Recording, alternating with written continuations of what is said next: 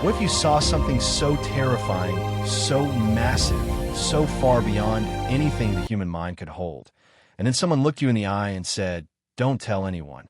That's exactly what happened to a man named Daniel. He was not a soldier. He was not a king. He was just a captive living in a foreign land, far from home, trying to serve God with everything he had.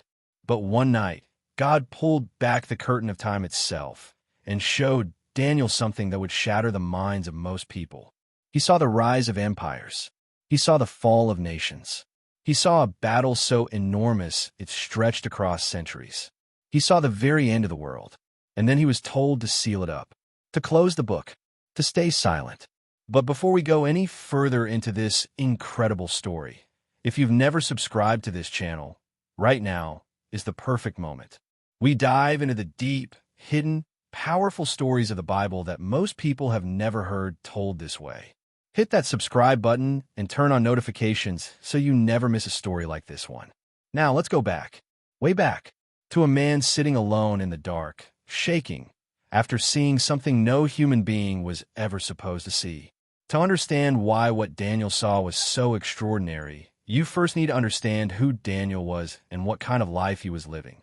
Daniel was taken from his home in Jerusalem as a young man. The Babylonian Empire had swept through the land of Israel like a storm, and when it was over, everything was gone.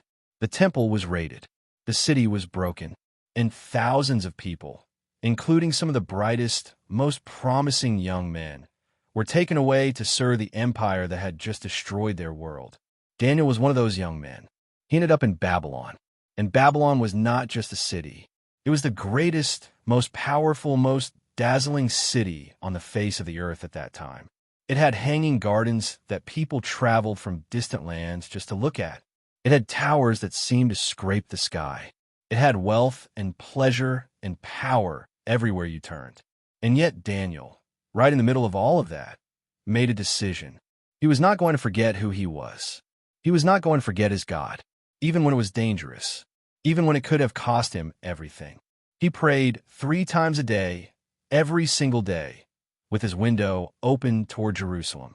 He refused to eat food that went against his beliefs, even when royal food was placed right in front of him. He stood firm when others bent. And because of that faithfulness, God blessed him in ways that were remarkable. Daniel became one of the most trusted and respected men in the entire Babylonian government. Kings sought his wisdom. He could interpret dreams when no one else could. He had a sharpness of mind that people around him recognized as something more than natural talent. But none of that prepared him for what was coming.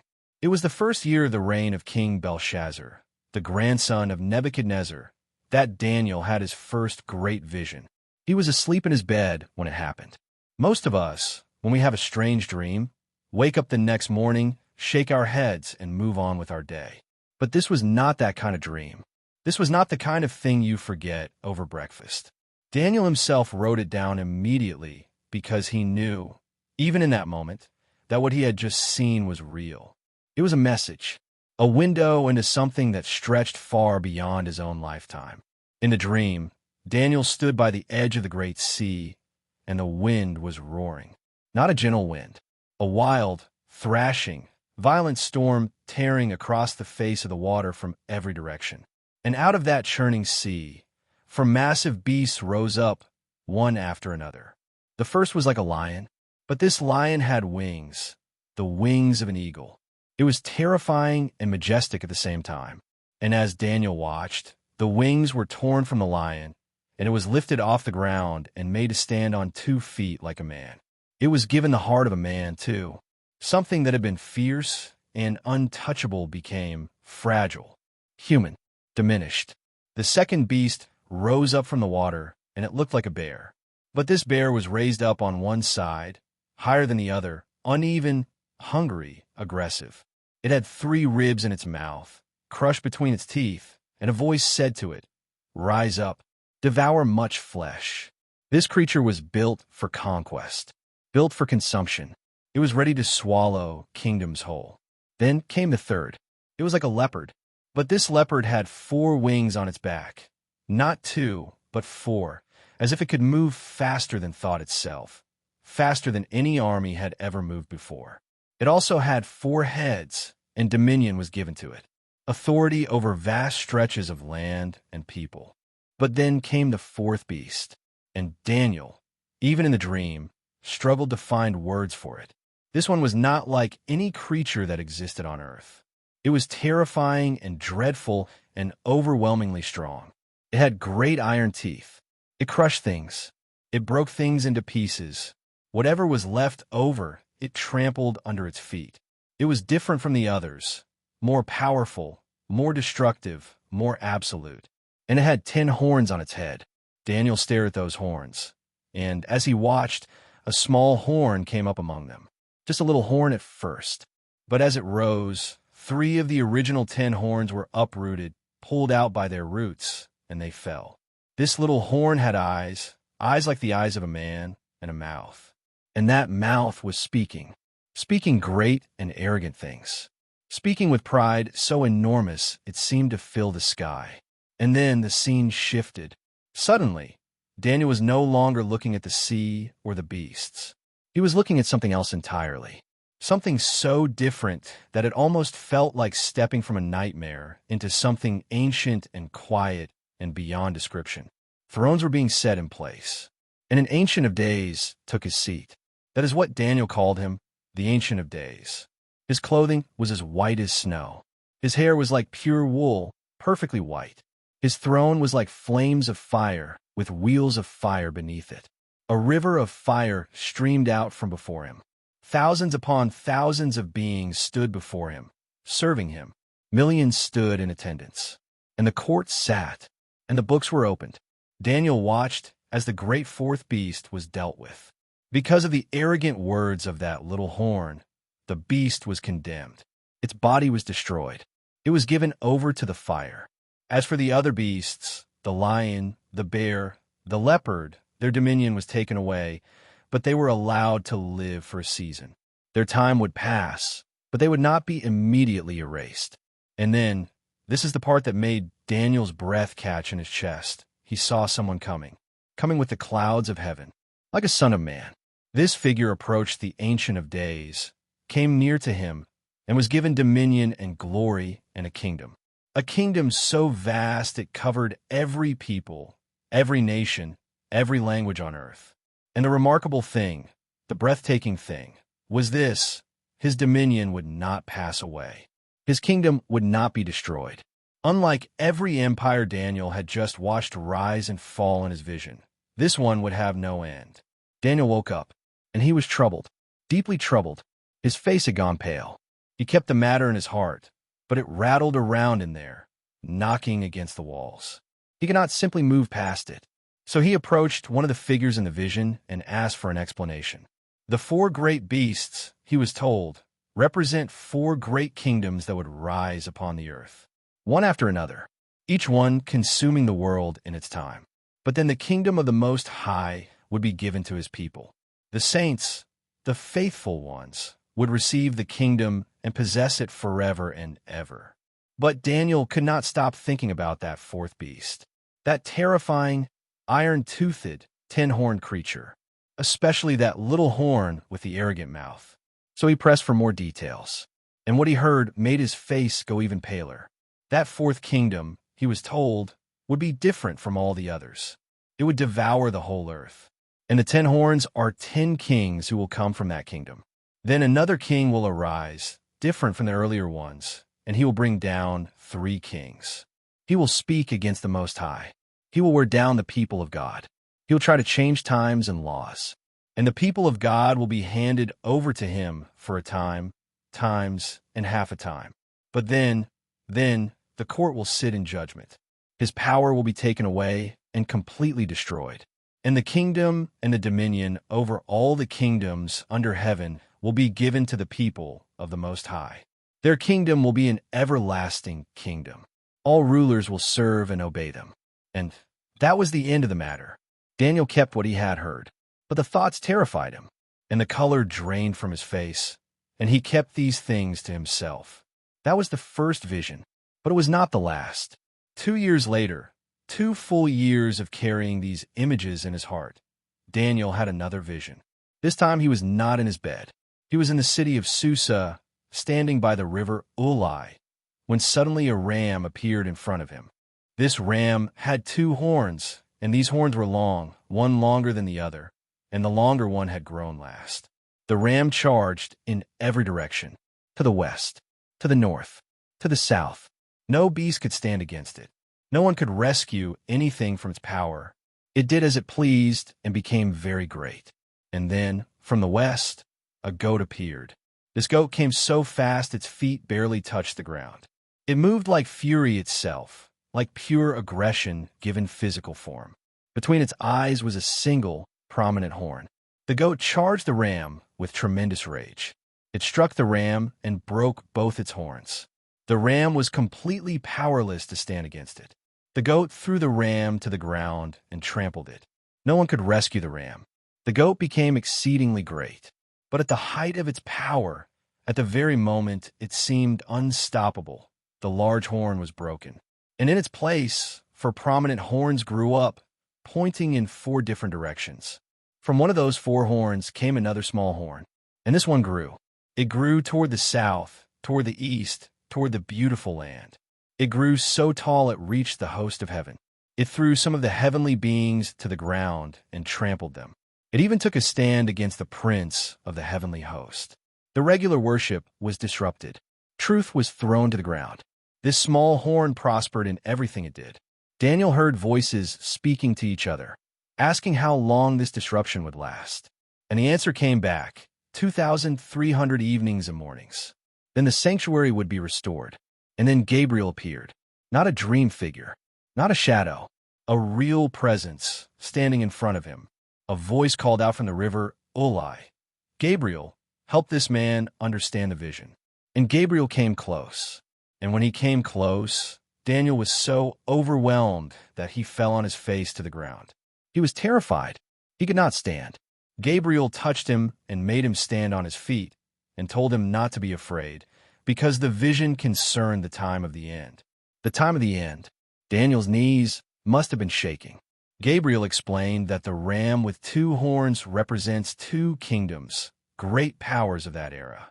The goat that came from the west is another kingdom, its great horn being its first and greatest king. When that horn is broken and 4 horns take its place, 4 kingdoms will rise from that nation, though none will have the same power as the first. And in the later part of those kingdoms, when rebels have become completely defiant, a fierce king will arise, a master of scheming and hidden manipulation, extraordinarily clever, with powers that are not his own. He will cause tremendous destruction. He will succeed at what he does. He will bring down the mighty and the people of the Most High. He will cause deceit to prosper. He will consider himself superior. He will bring down many who are living in comfort. He will even challenge the Prince of Princes. But he will be broken, not by human power, not by any army or weapon or king. He will be broken by something beyond human force. And the vision is true. And then Gabriel said something that hit Daniel like a wave. Seal up the vision, because it concerns the distant future. Seal it up. Close it. Don't share what you've seen. Not yet. And Daniel was exhausted. He lay ill for several days. Then he got up and went about his duties, but he was shaken to his foundation. The vision was beyond his ability to fully understand. Years passed. Kingdoms rose and fell, just as the visions had described. Daniel served under new rulers. He watched the world shift and change. He prayed. He fasted. He kept seeking God. And then came the final vision, the grandest, the most detailed, the most haunting of them all. It was the 3rd year of King Cyrus, and Daniel had been mourning and fasting for 3 weeks. No choice food passed his lips. No meat, no wine. He was seeking God with everything he had. He stood by the Tigris River, and he looked up, and there was a man. The description of this man was unlike anything language was built to carry. His body was like a precious stone. His face blazed like lightning. His eyes were like torches of fire. His arms and legs gleamed like polished bronze. His voice sounded like the roar of a great crowd. The men who were with Daniel did not see this vision, but they were filled with such dread that they fled and hid themselves. Daniel was left alone, and the strength drained completely out of him. His face went pale. He lost all energy. He became completely helpless. Then the man spoke, and Daniel collapsed to the ground with his face down. A hand touched him and lifted him to his hands and knees, trembling. He was called a man who is greatly loved, cherished, precious. He was told to stand up, and Daniel stood, though he was still shaking. And then came a message unlike any other. The being had been coming to Daniel, but had been delayed for 21 days, held back in an unseen struggle by a spiritual force of enormous power. Another being had come to help, and now, finally, he was here to make Daniel understand what would happen to his people in the days to come, because the vision concerned a time still to come. What followed was the longest, most detailed prophetic message in the entire Bible. Daniel heard of a great conflict coming, of kings in the north and kings in the south locked in endless struggle, of armies, of betrayals, of alliances that would fall apart, of one king who would become exceedingly powerful, doing as he pleased, exalting himself above everything, including God, of a time of distress, greater than any time of distress that had ever existed since nations began. But then, a rescue, a deliverance. All those whose names are found written in the book would be spared, and those who sleep in the dust of the earth, those who have already passed, many of them will awaken, some to everlasting life, some to everlasting shame and contempt. And the wise will shine like the brightness of the heavens. Those who lead many to what is right will shine like the stars forever and ever. And then came the instruction. Daniel, close up and seal the words of the scroll until the time of the end. Until the time of the end. Not forever. Not because the truth didn't matter, but because the time was not yet. Many would travel here and there, and knowledge would increase. The right time would come, but for now, seal it. Daniel asked one more time. He saw two figures standing, one on each bank of the river, and asked how long it would be before these astonishing things were fulfilled. The answer was mysterious. A time, times, and half a time. He didn't fully understand. He said so. He said, "My Lord, what will the outcome of all this be?" And the answer was gentle but firm. Go your way, Daniel, because the words are closed up and sealed until the time of the end. Go your way, meaning, this is not for you to decode right now. This is not your burden to carry alone or your mystery to solve. You have seen what you were meant to see. You have written what you were meant to write. Now live. Be faithful. Rest. You will rest. And then at the end of the days, you will rise to receive your allotted inheritance. Daniel, who had lived his entire life as a stranger in a foreign land, who had been faithful through every storm and every silence, who had faced danger and kept his integrity when the whole world was pushing him to let it go. Daniel was told that his story wasn't ending, just pausing, just resting. There was still something ahead for him, an inheritance waiting. And with that, the vision closed. Now here is the part of this story that should stop us cold, because we are living in a moment that Daniel was not allowed to live in. We are on the other side of the seal. The things Daniel was told to close up, the people who came after him, followers of Jesus, scholars, historians, began to look back and see that much of what Daniel described had already begun to unfold. Not in vague, poetic ways, in historically documented, specific, verifiable ways. The four kingdoms, the rise and fall of rulers, the patterns of power and pride and destruction that repeated generation after generation. And yet, there are still portions of Daniel's vision that believers across traditions point to and say, not yet, still coming, still ahead, which means we are standing in the middle of this story. Not at the beginning, not at the end. In the middle, the exact place where Daniel's vision stretches toward the horizon and we strain our eyes trying to see what's coming. And that should do something to us. That should make us lean in. That should make us take seriously the kind of question Daniel's life was constantly asking. Not just what will happen, but how will I live while I wait to find out? Because here is what strikes me most about Daniel. He received the most staggering, world-shaking, history-spanning visions ever given to any human being. He saw the rise and fall of empires. He saw spiritual battles happening in dimensions invisible to the eye. He He saw a figure coming with the clouds who would receive an eternal kingdom. He saw the dead awakening. He saw the stars and the wise shining forever. And then he went back to work. He went about his duties. He kept praying 3 times a day. He kept serving with integrity. He kept his face turned toward home, toward God, even when home felt impossibly far away. He did not become paralyzed by the weight of what he had seen. He did not become arrogant because he had been given secret knowledge others didn't have. He did not give up on ordinary faithfulness just because he had seen the extraordinary. He sealed up the vision and kept living.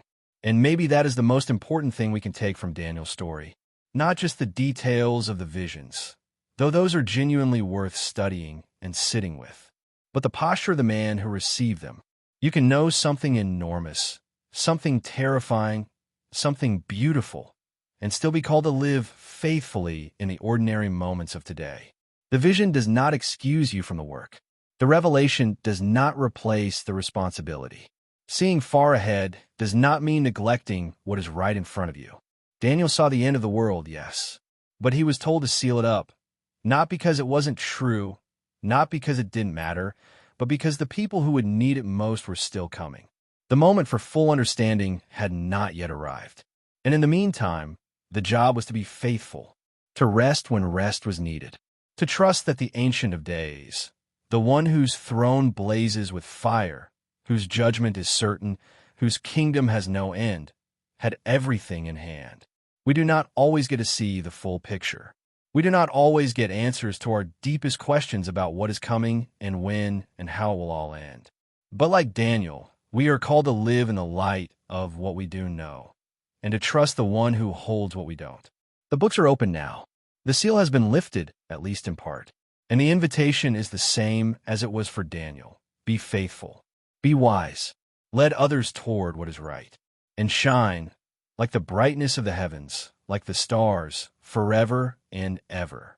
If this story moved you or opened something up in your thinking, I want to invite you to do 2 things. First, share this video with someone who loves the Bible or who's been asking deep questions about what the future holds. These are the conversations that matter, and you never know who needs to hear this today. Second, subscribe to this channel if you haven't already, because we have more stories like this one. Stories that go deeper than the surface.